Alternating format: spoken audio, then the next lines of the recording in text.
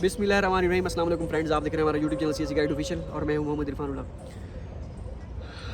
यहाँ पे इस वीडियो में पहले मैं बताना चाह रहा था कि आपको कितने पैसे आपके पास होने चाहिए, कितनी आरएमबी या कितने आपके पास कैश में होने चाहिए या जो भी कितने पैसों का बंदोबस्त करके हैं। उससे पहले मैं आपको ये बता देता हूँ कि स्टाइपेंड कब मिलता है यहाँ पे, क्योंकि ये चीज़ स्टूडेंट्स को होती है कि चलें यहाँ पे तो हम रो धो के पहुँच जाएंगे किसी न किसी तरीके से, एक से मांग लिए दूसरे से मांग लिए, क्योंकि एट द टाइम आपको ऑलमोस्ट 1.5 लाख की तो टिकट में भी हो जाएगी। उसके बाद भी आपको 1.5 लाख चाहिए होता है, लाख एटलीस्ट। तो मीन्स कि जब तक आपको स्टाइपेंड नहीं मिलता तब तक तो आपको सर्वाइव करना होगा। मेन 2.5 लाख की गेम है, आपको 3 लाख की वो आपके पास होना चाहिए। एट द इंस्टेंट आपको ये सारी चीज़ें नहीं मिलती हैं इतना, तो वो आप अभी से बंदोबस्त करके रख लें। किसी एक दोस्त को कह दें कि भाई मुझे चाहिए होंगे, ना दिए तो मैं जो है तेरी खैर नहीं है, इस तरह जो भी आपका करीबी दोस्त है, ठीक है। तो दोस्त अच्छे बनाने चाहिए यहाँ पे भी और वहाँ पे भी, और क्योंकि मुश्किल वक्त में उन्हीं का पता चलता है। मुझे भी पता चला था मुश्किल वक्त में, तो छांटी हो गई थी।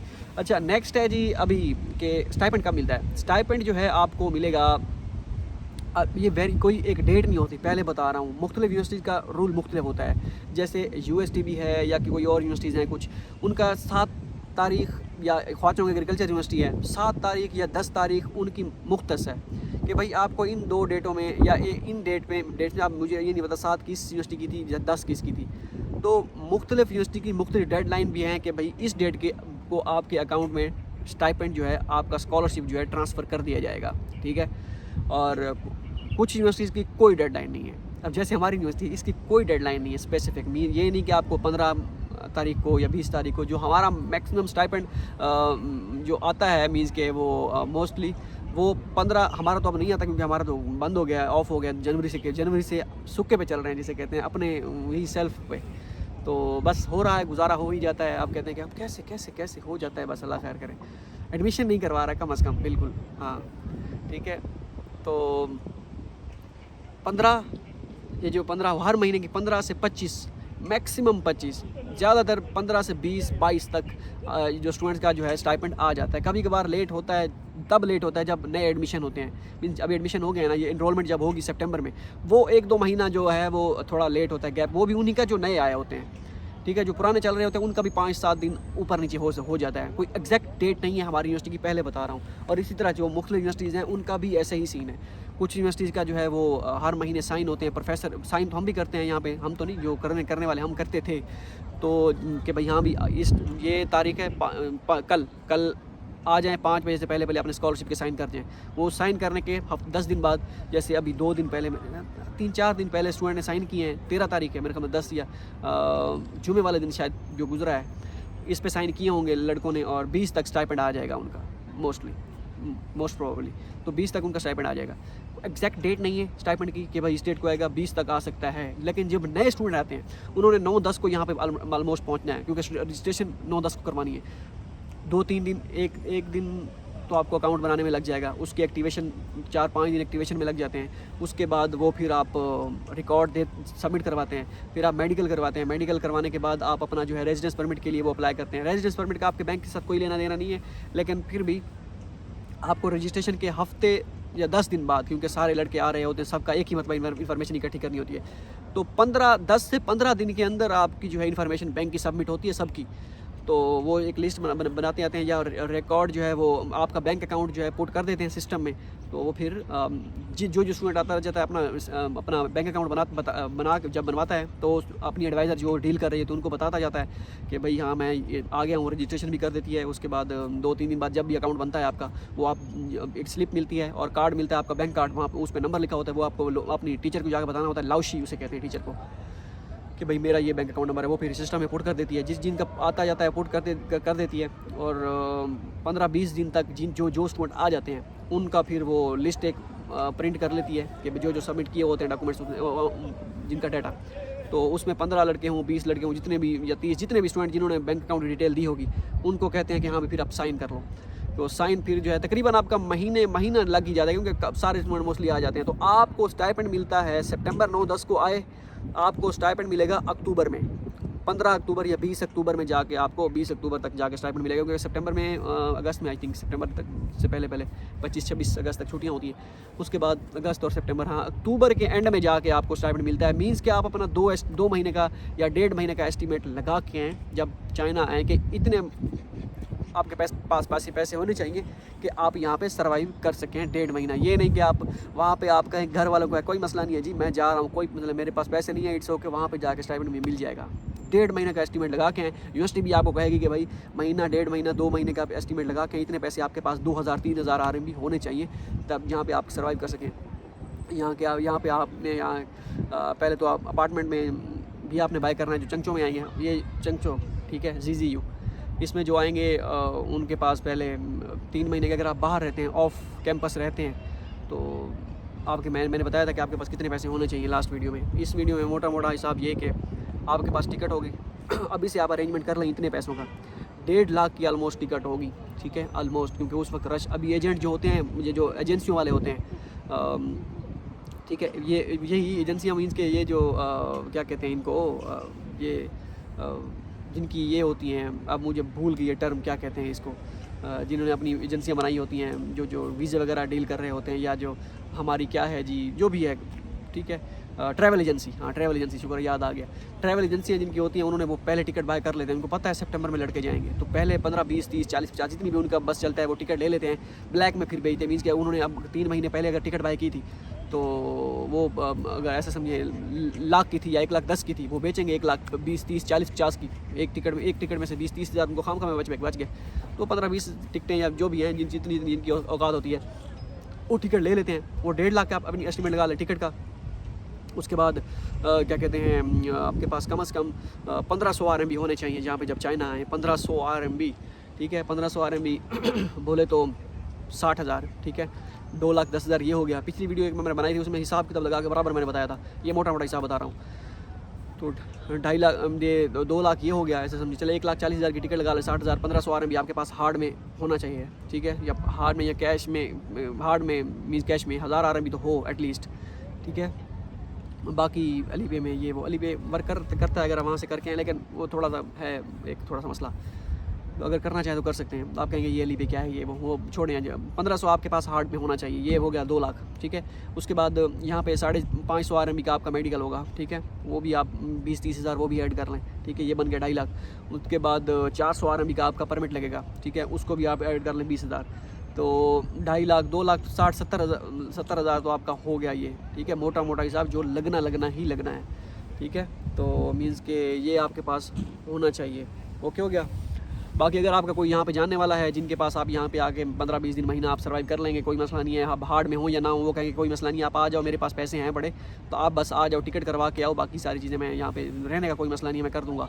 मीन्स के रहने के लिए, खाने पीने के लिए, रिहाइश तो आपको फिर भी चाहिए होगी, या यूनिवर्सिटी के ऑफ कैंपस या बाहर कैंपस, वो आपने पुलिस रजिस्ट्रेशन वेरिफिकेशन करवानी होती है अगर आप बाहर रहते हैं। तो ये नहीं कि आप कहते हैं कि भाई मैं किसी के पास जाकर रह लूँगा, नहीं। अगर एक रूम है उसमें 2 बंदे रह सकते हैं मैक्सिमम, 3 बंदे नहीं रह सकते। आप कहते हैं कोई मतलब 3 कर लेंगे, एक मैट्रेस ले लेंगे नीचे, आप नीचे सो जाना, नहीं। यहाँ पे एक रूम के बंदों का हिसाब होता है, वो वेरीफाई होते हैं बंदे, उस पर क्या कहते हैं, पुलिस वेरिफिकेशन होती है बाकायदा कि भाई हाँ ये बंदा अगर रह रहा है तो कितने दिनों के लिए रह रहा है, तो आपको बताना होता है, आपने अपना परमिट लगवाना होता है, उनको फ़ोटो कॉपी देनी होती है, उसके परमिट की फ़ोटो कॉपी देनी होती है, परमिट नहीं होगा उसके पास वीज़ा होगा, तो वो सारी चीज़ें होती हैं, ओके हो गया।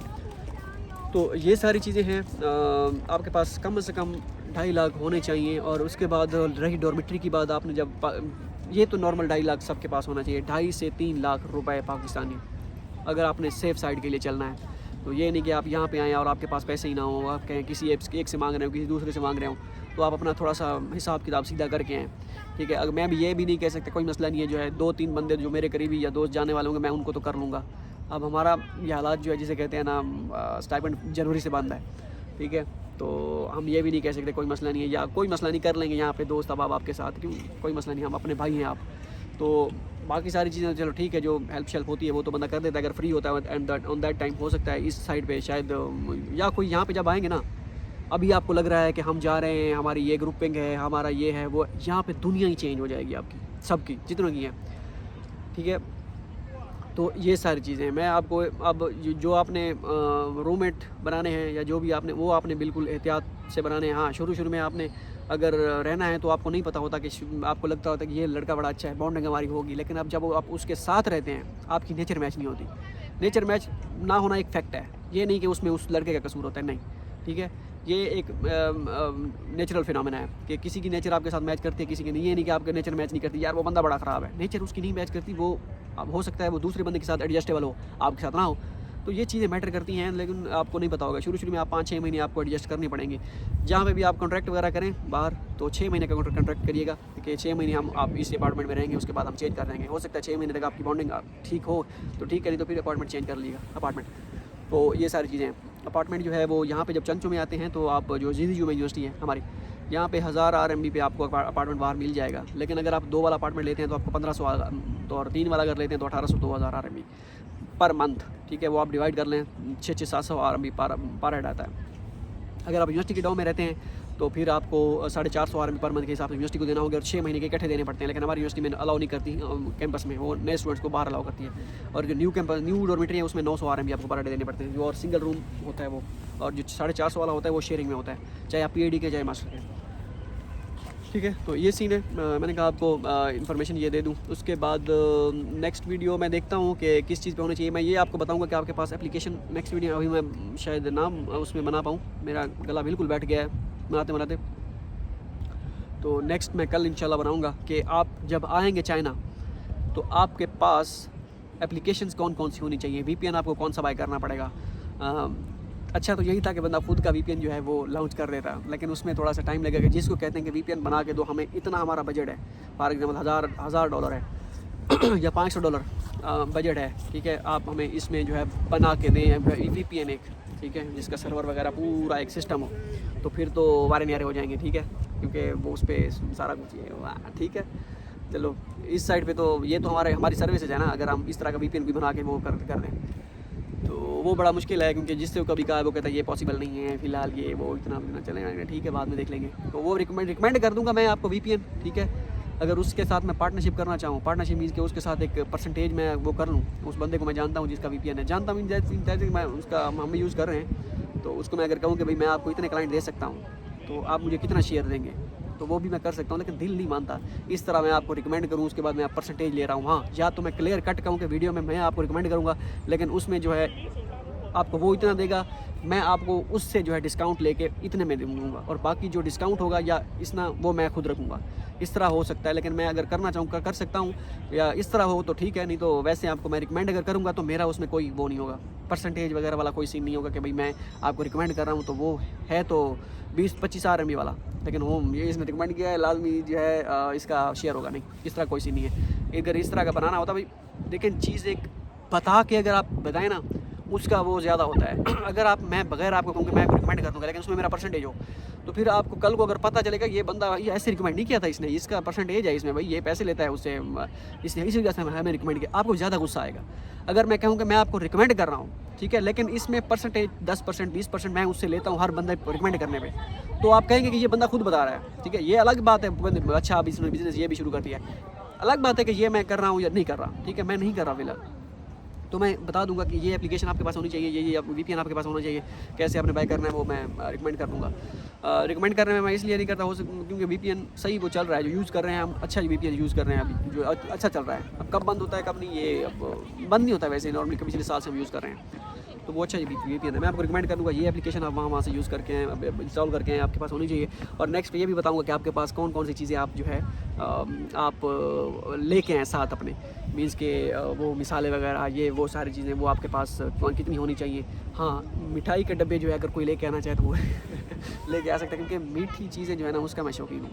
हाँ, जो अपनी तरफ से वो जो क्योंकि लास्ट टाइम भी 2-3 स्टूडेंट हैं वो लेके आए थे अपनी, उन पे मुझे पता भी नहीं था, उन्होंने कहा कि इरफान भाई अपना एड्रेस सेंड करें। मैंने कहा खैर हो, उन्होंने कहा कि हम आपके लिए गिफ्ट लाए हैं। गिफ्ट मीन्स कि यही मिठाई लाए हैं, कोई बर्फ़ी लाया था, कोई सोनल वाला लाया था, और कोई जो है क्या कहते हैं रसगुल्ले, और इस तरह मतलब जो पूरा 1 किलो का डब्बा होता है वो लाए थे। तो हर बंदे की जो है अपनी जो था वो लेके आए थे अपनी, मतलब कि ये नहीं कि मैं कह रहा हूँ कि कोई नहीं यार जो दिल करे ले आओ, ठीक है। हाँ, अगर आप मैं पैसों पे मैं बिल्कुल वो नहीं करता भाई, कोई अगर मुझे 5 RMB या 5000 RMB भी सेंड करे ना कि भाई ये रख लो, आपने आपकी वजह से हमारी स्कॉलरशिप लगी है, मैं एक RMB भी नहीं एक्सेप्ट करूँगा, ठीक है। हाँ, जहाँ पे मैंने काम किया होगा कोई, कि भाई हाँ जहाँ पे मेरे बनते होंगे वो मैं लूँगा, ठीक है। वैसे मैं काम किए नहीं है जिससे पैसे लेने पड़े। हाँ, कोई मिठाई वगैरह इस तरह की कोई चीज़ लेके आएगा, वो भेजना चाहेगा, वो मैं रिजेक्ट नहीं करूँगा, वो एक्सेप्ट कर लूँगा, ठीक है। तो बाकी चीज़ें नहीं, हाँ ये सारी चीज़ें हैं। होप सो देखते हैं कि क्या बनता है, क्या सीन। मैं नेक्स्ट वीडियो में बताऊँगा आपको, आज नहीं कल इंशाल्लाह वीडियो बनाऊँगा कि आपके पास एक तो क्या क्या चीज़ें आपके पास होनी चाहिए जब आप चाइना आएँ। मिलते हैं अगली वीडियो में, तो याद रखिएगा।